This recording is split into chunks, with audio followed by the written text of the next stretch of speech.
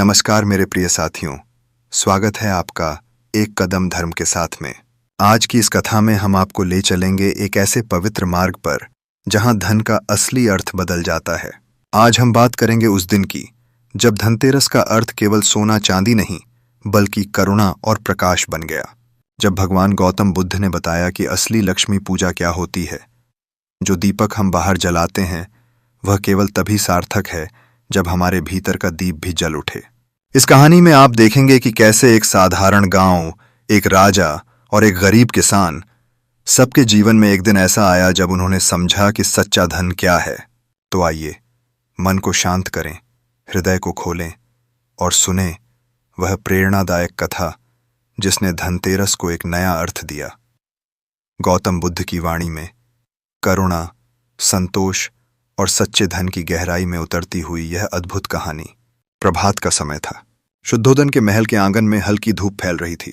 गौतम बुद्ध उस दिन अपने शिष्यों के साथ एक छोटे से गांव पहुंचे थे। गांव में चारों ओर चहल पहल थी। लोग अपने घरों को सजा रहे थे, दीप जला रहे थे। किसी ने बताया, भगवान आज धनतेरस है, माता लक्ष्मी की पूजा का दिन। बुद्ध मुस्कुराए, बोले, अच्छा तो आज लोग समृद्धि की कामना करेंगे। एक बूढ़ी औरत आगे आई, बोली, हाँ प्रभु, हम सब लक्ष्मी माता की पूजा करते हैं ताकि हमारे घर में धन आ सके। बुद्ध ने शांत स्वर में कहा, क्या धन केवल सोने चांदी में बसता है? सबने मौन होकर देखा। बुद्ध ने पास बैठे आनंद की ओर देखा। आनंद, बताओ धन क्या है? आनंद ने उत्तर दिया, भगवान, जो हमारे जीवन को सरल बनाए वही धन है। बुद्ध ने सिर हिलाया, और जो हमारे मन को बोझिल करे वह ऋण है। फिर बुद्ध गांव के बीच एक दीपक के पास बैठ गए। बोले, लोग दीप जलाते हैं ताकि अंधकार मिटे, पर सबसे बड़ा अंधकार बाहर नहीं भीतर है। लोभ, ईर्ष्या, असंतोष, यही अंधकार है। जब मन का यह अंधकार मिटता है तभी असली धनतेरस होती है। गांव का एक व्यापारी आगे आया, बोला, भगवान, मैं हर साल सोने की मूर्ति चढ़ाता हूं, पर फिर भी मन अशांत रहता है। क्या मैं माता लक्ष्मी की पूजा सही ढंग से नहीं करता? बुद्ध ने मुस्कुराकर कहा, तुम लक्ष्मी की पूजा बाहरी रूप में करते हो, पर भीतर कंजूसी, अहंकार और लालच की पूजा करते हो। जब तुम किसी भूखे को भोजन दोगे, किसी दुखी को मुस्कान दोगे, वहीं से लक्ष्मी का वास शुरू होगा। फिर बुद्ध ने एक छोटी लड़की को देखा जो मिट्टी का दीप जला रही थी। उन्होंने पूछा, बेटी, तुम्हारे पास तेल कहाँ से आया? लड़की बोली, मैंने अपने हिस्से की रोटी बेच दी ताकि दीप जला सकूं। बुद्ध की आंखों में करुणा थी। बोले, यही सच्ची लक्ष्मी पूजा है। जो अपने सुख का थोड़ा त्याग कर दूसरों के जीवन में प्रकाश फैलाए वह सबसे धनी है। बुद्ध ने सभी ग्रामीणों को बुलाया और कहा, आज का दिन याद रखो, लक्ष्मी का वास उस घर में होता है जहां कर्म पवित्र हो, वाणी मधुर हो और हृदय उदार हो। सोना चांदी तो समय के साथ मिट जाता है, पर दया और सत्य का धन कभी नहीं मिटता। रात ढलने लगी। हर घर में दीपक जगमगा रहे थे, पर उस दिन गांव में एक अलग ही प्रकाश था, मन का। लोग पहली बार लक्ष्मी की मूर्ति के आगे धन की नहीं, शांति की प्रार्थना कर रहे थे।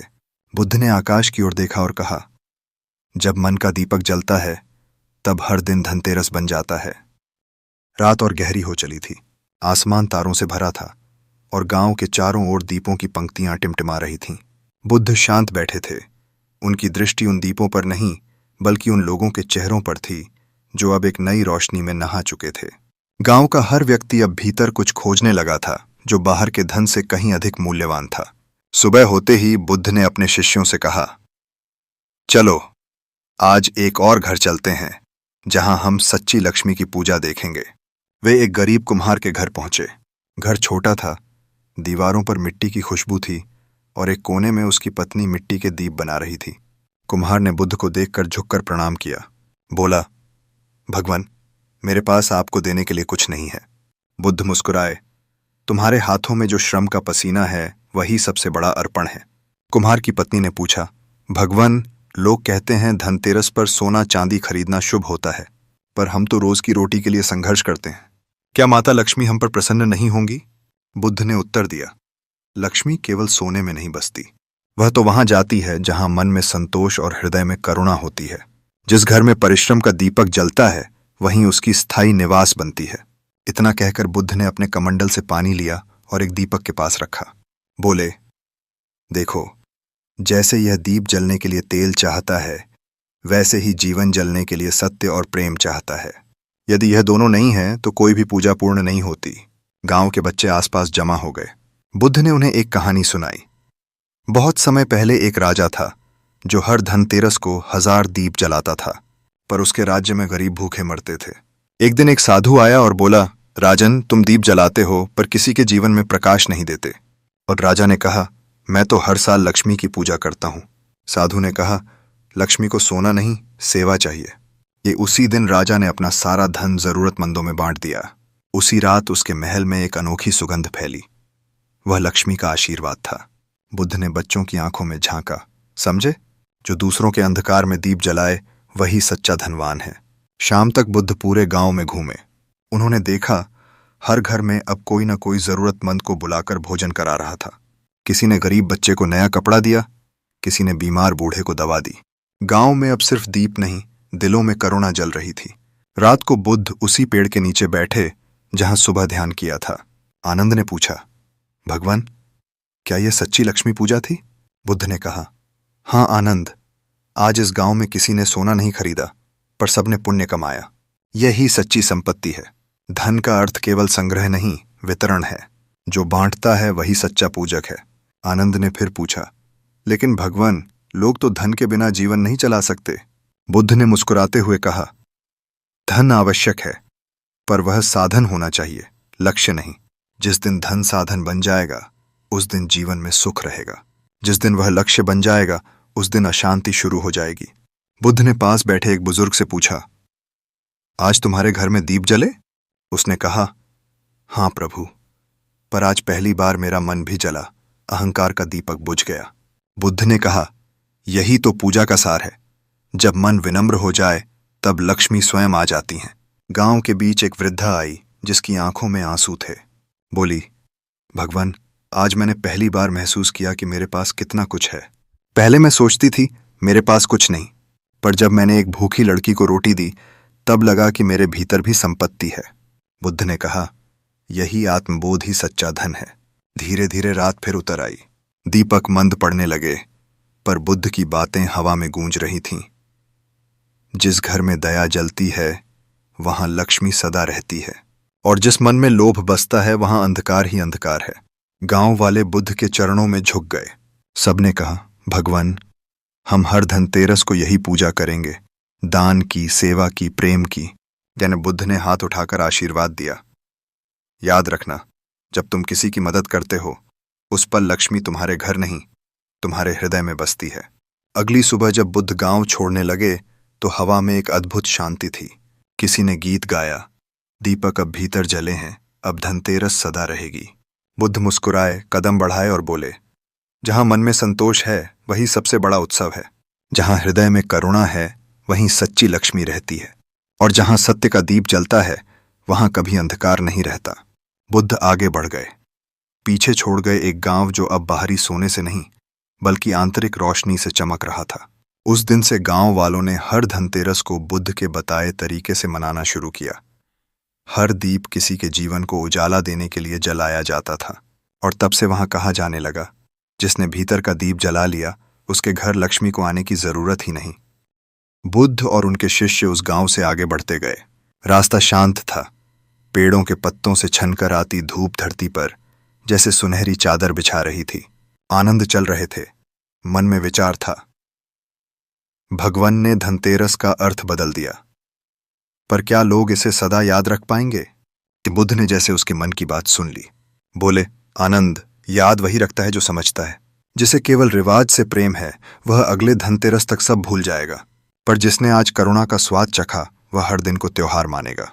कई दिनों की यात्रा के बाद वे एक बड़े नगर पहुंचे। वहां बाजार सजे थे। मणियों और स्वर्ण आभूषणों से दुकानें झिलमिला रही थीं। लोग चीखते चिल्लाते खरीदारी में मग्न थे। बुद्ध वहीं एक ओर खड़े होकर सब देख रहे थे। आनंद ने कहा, भगवान, यहां तो लोग केवल धन की पूजा कर रहे हैं। बुद्ध बोले, यह पूजा नहीं, प्यास है, और प्यास जब असीम हो जाती है तो वह जल नहीं देती, जलाती है। तभी एक युवक दौड़ता हुआ आया। वह थका हुआ, व्याकुल था। बोला, भगवान, मेरी सारी कमाई चोरी हो गई। मैं तो लक्ष्मी पूजा के लिए सारा सोना खरीदने जा रहा था। बुद्ध ने शांत स्वर में पूछा, क्या अब तुम निर्धन हो गए? युवक रो पड़ा। हाँ, मेरे पास कुछ नहीं बचा। ते बुद्ध ने कहा, यदि तुम्हारे पास कुछ नहीं बचा तो यह भी देखो, क्या तुम्हारे पास श्वास है? क्या तुम्हारे पास श्रम करने की शक्ति है? क्या तुम्हारे भीतर सत्य है? यदि हां, तो तुम निर्धन नहीं, पुनः आरंभ करने योग्य हो। युवक ने कहा, पर लक्ष्मी तो मुझसे रुष्ट हो गई। बुद्ध मुस्कुराए, नहीं, वह तो बस देखना चाहती हैं कि तुम्हारा विश्वास स्वर्ण में है या स्वभाव में। जिसने अपना धैर्य खो दिया उसने सब कुछ खो दिया। युवक शांत हो गया। उसने बुद्ध के चरणों में झुककर कहा, आज से मैं धन की नहीं, मन की पूजा करूंगा। बुद्ध आगे बढ़े। मार्ग में उन्होंने देखा, एक मंदिर में लोग माता लक्ष्मी की मूर्ति के सामने सोने चांदी की थालियां रख रहे थे, पर बाहर एक भिखारी बैठा था, भूखा, थका हुआ। कोई उसकी ओर नहीं देख रहा था। बुद्ध वहां पहुंचे और बिना कुछ कहे उस भिखारी के पास बैठ गए। उन्होंने अपना भिक्षा पात्र खोला। उसमें जो थोड़ा भोजन था उसे उस भिखारी को दे दिया। मंदिर के पुजारी ने यह दृश्य देखा और चकित होकर बोले, भगवान, आप तो ज्ञान के स्वामी हैं, आपने भिखारी के आगे भोजन क्यों रखा? बुद्ध ने कहा, तुम लोग सोने के फूल चढ़ा रहे हो, पर यह मनुष्य भूख से मर रहा है। लक्ष्मी को स्वर्ण से नहीं, सेवा से प्रसन्न किया जाता है। जिस घर में भूखे को अन्न मिलता है वहीं उसकी आराधना होती है। पुजारी मौन हो गया। लोगों ने पहली बार महसूस किया कि पूजा का अर्थ केवल दीप और धूप नहीं, बल्कि किसी के आंसुओं को पोंछना भी है। रात को नगर के लोग बुद्ध के चारों ओर इकट्ठा हुए। उन्होंने उनसे पूछा, भगवान, क्या हमें लक्ष्मी पूजा छोड़ देनी चाहिए? बुद्ध बोले, नहीं, पूजा छोड़नी नहीं, समझनी चाहिए। माता लक्ष्मी केवल धन की देवी नहीं है, वह ऊर्जा की प्रतीक हैं। जब तुम किसी का भला करते हो, जब तुम सत्य पर टिके रहते हो, जब तुम अपने श्रम को पवित्र रखते हो, तब वह स्वयं तुम्हारे जीवन में प्रकट होती हैं। फिर बुद्ध ने एक कथा सुनाई। बहुत समय पहले एक स्त्री थी जो हर वर्ष लक्ष्मी की पूजा करती थी, पर उसका घर हमेशा रण में डूबा रहता था। एक दिन उसने सोचा, मैं हर साल इतना अर्पण करती हूं, फिर भी मेरे जीवन में सुख क्यों नहीं? तब एक साधु ने कहा, तुम हर वर्ष केवल मांगती हो, कभी बांटती नहीं। लक्ष्मी वहां जाती हैं जहां बांटने की प्रवृत्ति हो। अगले वर्ष उसने अपनी कमाई का कुछ हिस्सा अनाथ बच्चों में बांट दिया। कुछ ही महीनों में उसका घर समृद्ध हो गया, पर उससे भी अधिक उसका मन शांत हो गया। लोग ध्यान से सुन रहे थे। एक व्यापारी ने पूछा, भगवान, क्या सेवा करना ही पर्याप्त है? तब बुद्ध बोले, सेवा तभी सच्ची होती है जब उसमें स्वार्थ का लेश न हो। यदि तुम दान इसलिए करते हो कि लोग तुम्हें पुण्यवान कहें तो वह व्यापार है, भक्ति नहीं। जब तुम बिना दिखावे के किसी का उपकार करते हो तब तुम्हारे भीतर की लक्ष्मी प्रसन्न होती है। रात बीतने लगी। नगर की गलियां शांत हो गईं। बुद्ध ने आकाश की ओर देखा जहां चंद्रमा स्वर्ण की तरह चमक रहा था। बोले, यह चांद भी तो लक्ष्मी का रूप है, शीतल, उज्ज्वल, पर बिना अभिमान के, जिसने अपने धन को चंद्रमा जैसा बना लिया। शांत, सौम्य, पर सबके लिए प्रकाश देने वाला, उसने सच्ची पूजा कर ली। अगले दिन नगरवासियों ने एक नई परंपरा शुरू की। अब हर धनतेरस पर वे पहले भूखों को भोजन कराते, फिर अपने घर दीप जलाते। बुद्ध ने जाते समय कहा, याद रखना, जिस दीप से दूसरों के जीवन में रोशनी जाए वही असली दीप है, और जो केवल अपने स्वार्थ के लिए जलता है वह जल्द बुझ जाता है। समय बीता। वर्षों के बाद भी वह नगर अलग पहचान से जाना जाने लगा। लोग कहते, यह वह स्थान है जहां बुद्ध ने धनतेरस को करुणा में बदल दिया। इन बच्चों को सिखाया जाने लगा कि लक्ष्मी केवल सोने की नहीं, सद्भाव की देवी हैं। जो दूसरों के सुख में आनंद पाता है वही सच्चा धनी है। बुद्ध आगे बढ़ते गए। उनके चरणों के निशान मिटते गए, पर उनकी वाणी लोगों के दिलों में दीप की तरह जलती रही। उन्होंने कहा था, धन का मूल्य तब है जब वह मनुष्य को विनम्र बनाए। जिस धन से अभिमान जन्म ले वह अशुभ है, और जिस धन से किसी का जीवन सुधर जाए वही पवित्र है। एक दिन आनंद ने पूछा, भगवान, क्या लक्ष्मी सदा हमारे साथ रह सकती हैं? बुद्ध ने मुस्कुराते हुए कहा, हां आनंद, जब तुम स्वयं लक्ष्मी बन जाओगे, जब तुम्हारे कर्म किसी के जीवन में सुख भरेंगे, तब वह तुम्हें कभी नहीं छोड़ेंगी। उस रात बुद्ध ने एक दीप जलाया और बोले, यह दीप अब केवल धनतेरस का नहीं, मानवता का प्रतीक है।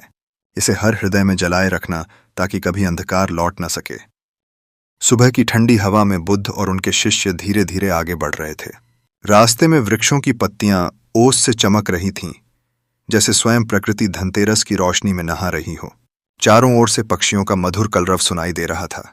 बुद्ध ने अपनी दृष्टि क्षितिज पर डाली और कहा, देखो आनंद, प्रकृति भी हमें सिखाती है कि देना ही सबसे बड़ा धन है। पेड़ अपने फल नहीं खाते, नदियां अपना जल नहीं पीती और सूरज अपने लिए प्रकाश नहीं रखता। जो दूसरों के लिए जीता है वही सच्चा धनवान है। आनंद मौन था। उसने कहा, भगवान, लोग हमेशा यह सोचते हैं कि धन जितना अधिक होगा उतनी ही खुशी बढ़ेगी।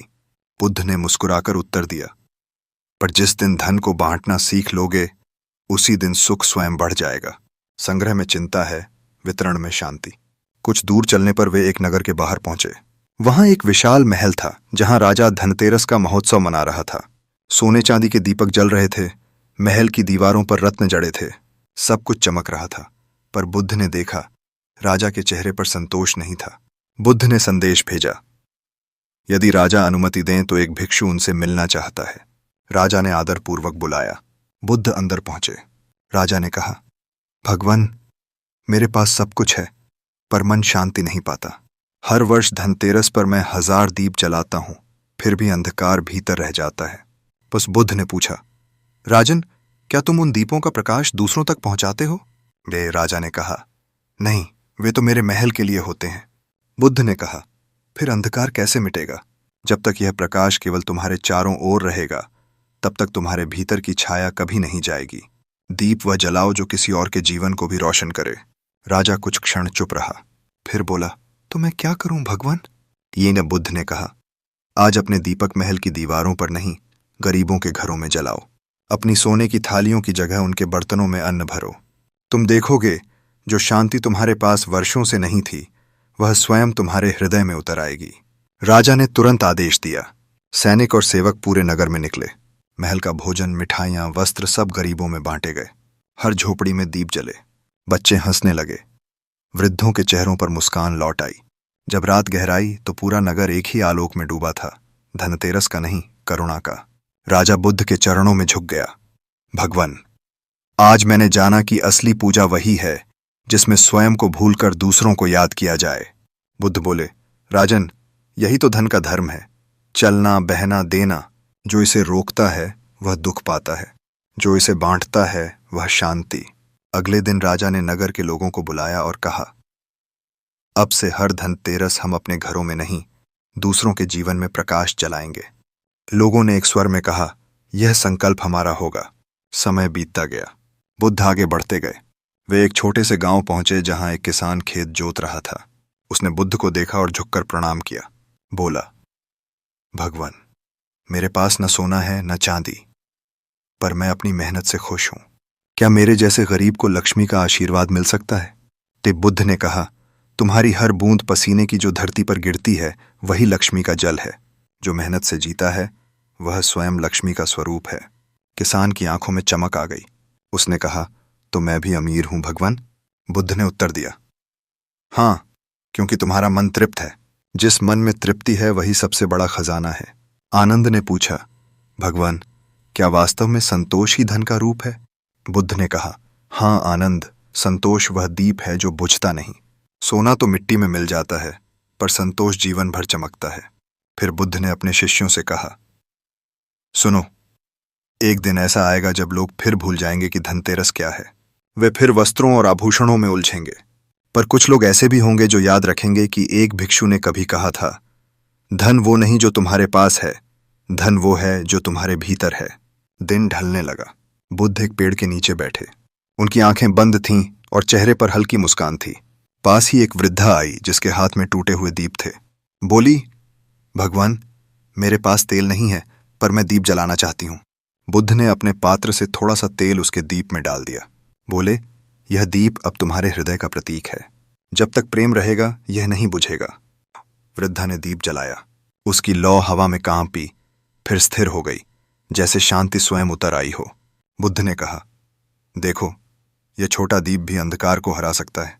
वैसे ही एक दयालु हृदय भी संसार के लोभ को पराजित कर सकता है। जब तक ऐसे हृदय जीवित रहेंगे तब तक दुनिया में प्रकाश रहेगा। रात के सन्नाटे में जब सब सो चुके थे, बुद्ध ने धीमे स्वर में कहा, लक्ष्मी वह नहीं जो तुम्हें धनी बनाए, वह है जो तुम्हें उदार बनाए। जिसने देने की कला सीख ली उसने सृष्टि का सबसे बड़ा रहस्य जान लिया। सुबह होते ही उन्होंने यात्रा का मार्ग पकड़ा। पीछे लोग खड़े थे। आंखों में आंसू थे, पर मन में रोशनी थी।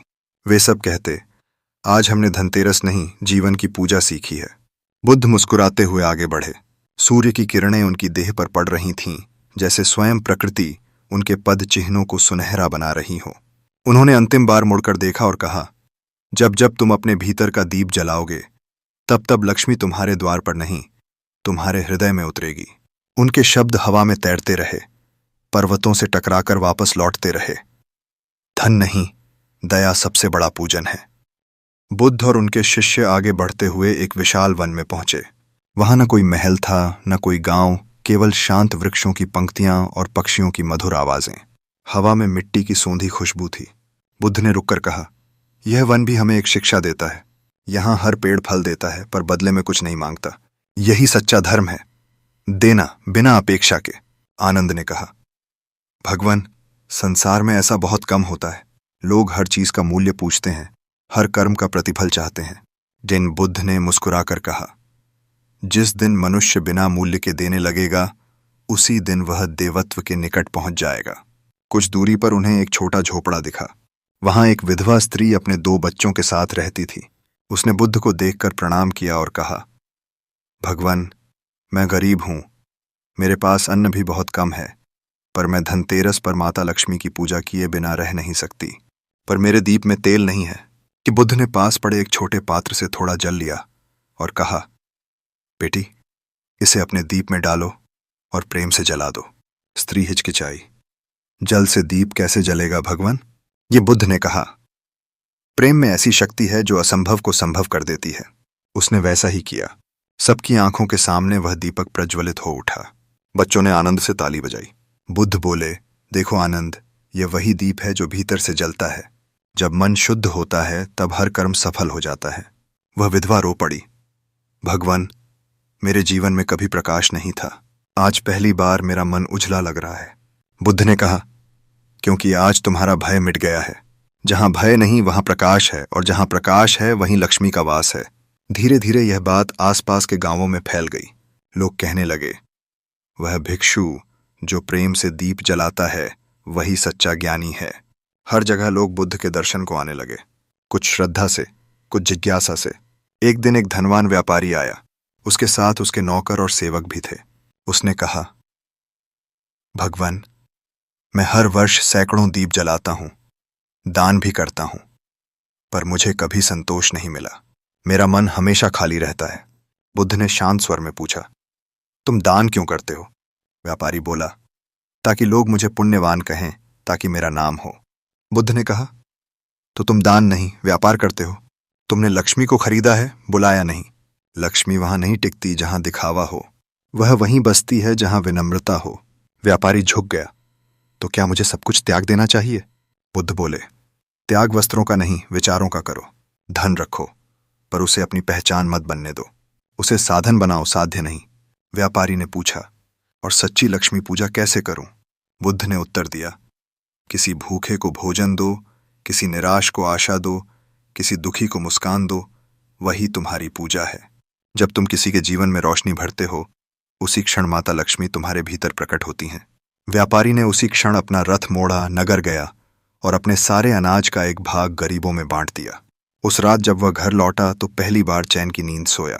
सुबह उसने अपने बेटे से कहा, अब समझा बेटा, असली संपत्ति बाहर नहीं, भीतर होती है। सोना चांदी खत्म हो सकता है, पर दया का धन कभी नहीं घटता। बुद्ध ने अगले दिन अपने शिष्यों से कहा, याद रखो, संसार में 2 प्रकार के लोग होते हैं, जो धन से प्रकाश फैलाते हैं और जो प्रकाश से धन कमाते हैं। पहला मार्ग शांति का है, दूसरा दुख का। बुद्धिमान वह है जो अपने दीप से दूसरों का मार्ग रोशन करे। दिन बीते, ऋतुएं बदलीं। एक बार फिर धनतेरस का पर्व आया। इस बार बुद्ध एक पहाड़ी गांव में पहुंचे। वहां लोग बहुत गरीब थे, पर हर घर में दीप जल रहा था। उन्होंने पूछा, तुम्हारे पास तो तेल भी नहीं था, फिर भी दीप कैसे जले? एक वृद्ध ने कहा, भगवान, हमने एक दूसरे से थोड़ा थोड़ा बांट लिया। किसी ने थोड़ा घी दिया, किसी ने मिट्टी का दीप, किसी ने बाती बनाई। इस तरह सबके मिलकर हर घर में उजाला आ गया। बुद्ध की आंखों में करुणा थी। बोले, देखो, यही सच्ची लक्ष्मी पूजा है। जब लोग मिलकर एक दूसरे के सुख में शामिल होते हैं, तब समृद्धि स्वयं आती है। उस गांव की वह रात स्वर्ण से भी अधिक चमकीली थी।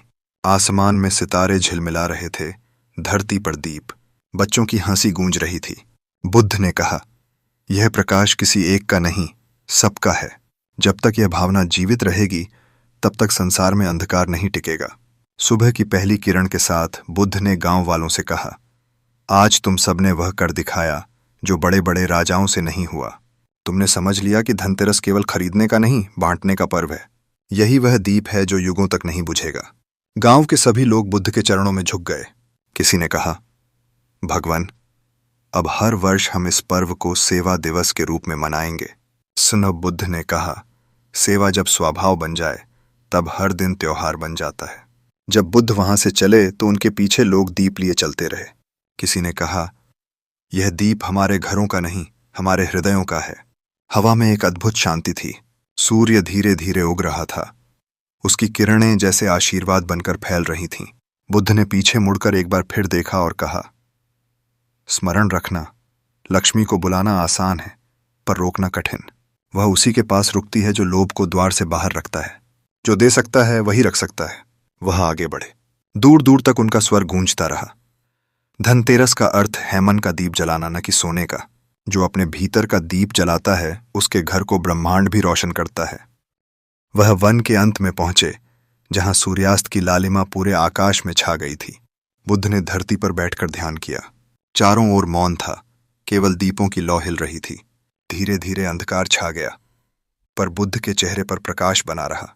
और उसी रात से यह कथा अमर हो गई कि जब मनुष्य अपने भीतर के दीप को जलाता है, तब कोई अंधकार, कोई अभाव, कोई दुर्भाग्य टिक नहीं सकता। वही असली धनतेरस है, जहां मन, वाणी और कर्म सब प्रकाश बन जाए। तो मित्रों, यह थी वह अमर कथा जब भगवान गौतम बुद्ध ने हमें सिखाया कि लक्ष्मी केवल सोने की नहीं, बल्कि सद्भाव, दया और संतोष की देवी हैं। आज जब हम धनतेरस पर दीप जलाते हैं, तो याद रखें, वह प्रकाश केवल दीवारों पर नहीं, हमारे मन में भी जलना चाहिए। क्योंकि जिस घर में करुणा जलती है, वहां धन सदा टिकता है। बुद्ध ने कहा था, जो दूसरों के जीवन में रोशनी भरता है, वही सबसे बड़ा धनी है। यही तो इस धनतेरस सोना नहीं, मुस्कान खरीदिए, दीप नहीं, दया जलाइए, और देखिए कैसे आपका घर ही नहीं, पूरा जीवन प्रकाश से भर जाएगा। अगर आपको यह प्रेरणादायक कथा पसंद आई हो, तो इसे जरूर साझा करें, ताकि हर कोई समझ सके कि असली पूजा केवल हाथों से नहीं, बल्कि हृदय से होती है। ओम पोषयते। अगली कथा में फिर मिलेंगे, एक नई सीख, एक नए विचार और एक नए कदम के साथ, एक कदम धर्म के साथ। जय बुद्ध, जय धर्म।